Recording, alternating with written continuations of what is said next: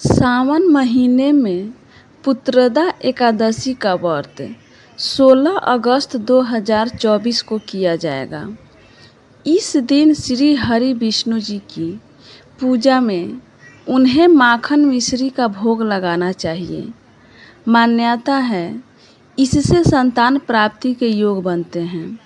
सावन पुत्रदा एकादशी पर संतान प्राप्ति, बच्चे की तरक्की चाहते हैं तो व्रत का पूजा में इस एकादशी की कथा का श्रवण जरूर करें। द्वापर युग में महिष्मति नाम का एक राज्य था जिसकी बागडोर राजा महाजीत के हाथों में थी।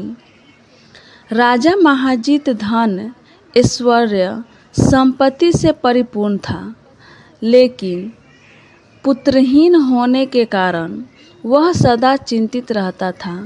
राजा ने पुत्र प्राप्ति के बहुत उपाय किए, किंतु उसका हर उपाय निसफल रहा। राजा महाजीत वृद्धा अवस्था की ओर बढ़ता जा रहा था। राजा अपनी प्रजा के साथ समस्त प्राणियों का अच्छी तरह ध्यान रखता था। पुरुषार्थ करने के बाद भी वह संतानहीन क्यों है, इस बात को लेकर वह हमेशा दुखी रहता।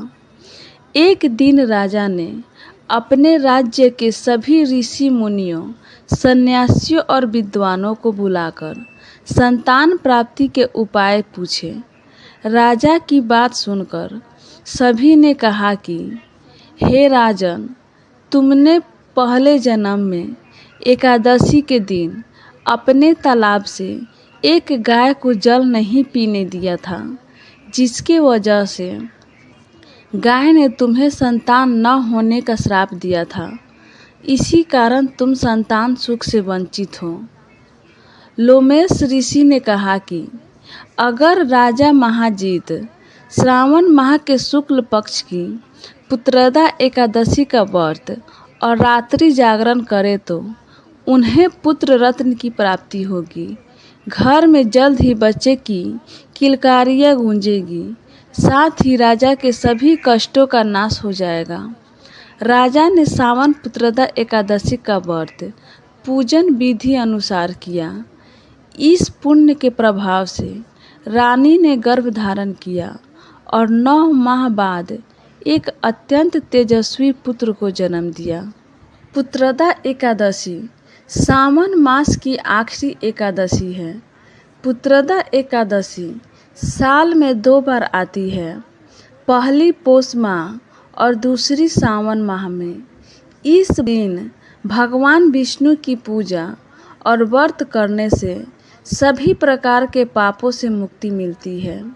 सावन मास की शुक्ल पक्ष एकादशी तिथि को पुत्रदा एकादशी कहा जाता है।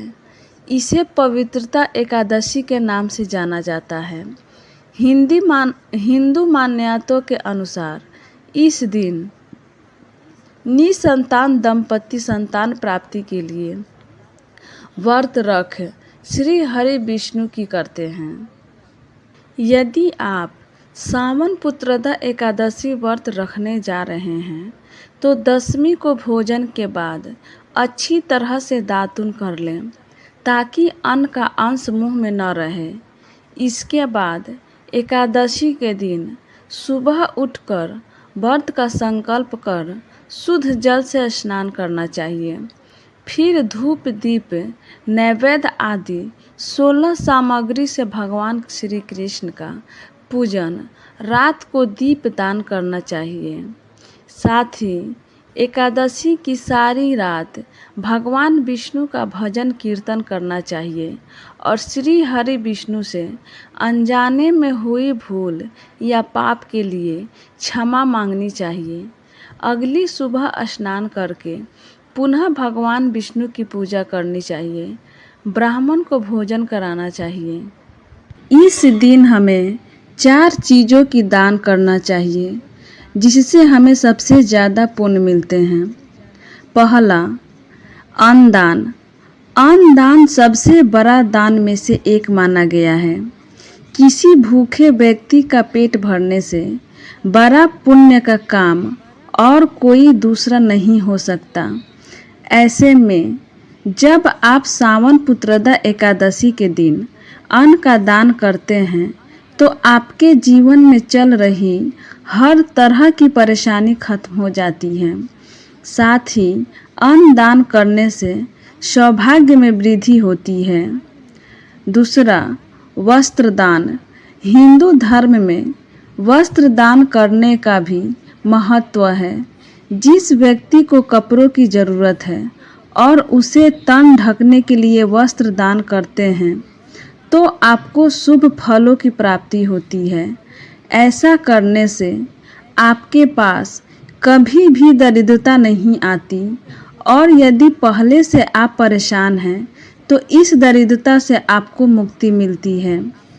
तीसरा, हल्दी। आपने हल्दी का उपयोग शुभ कार्यों में देखा होगा क्योंकि इसे पवित्र और शुभ माना जाता है। हल्दी का रंग पीला होने का कारण इसे गुरु ग्रह से जोड़कर भी देखा जाता है। यह समृद्धि का प्रतीक भी है। ऐसे में जब आप इस दिन हल्दी का दान करते हैं तो आपके पास सुख समृद्धि आती है। चौथा, तुलसी के पौधे का दान। हिंदू धर्म में तुलसी के पौधे को पवित्र और पूजनीय माना जाता है। साथ ही तुलसी को श्री हरि का प्रिय भी माना जाता है। ऐसे में जब पुत्रदा एकादशी, जिस दिन विष्णु जी की पूजा होती है, के दिन आप तुलसी का पौधा किसी को दान करते हैं तो आपकी धन संबंधी परेशानी दूर होती है। इसलिए इस दिन पौधे का दान जरूर करें।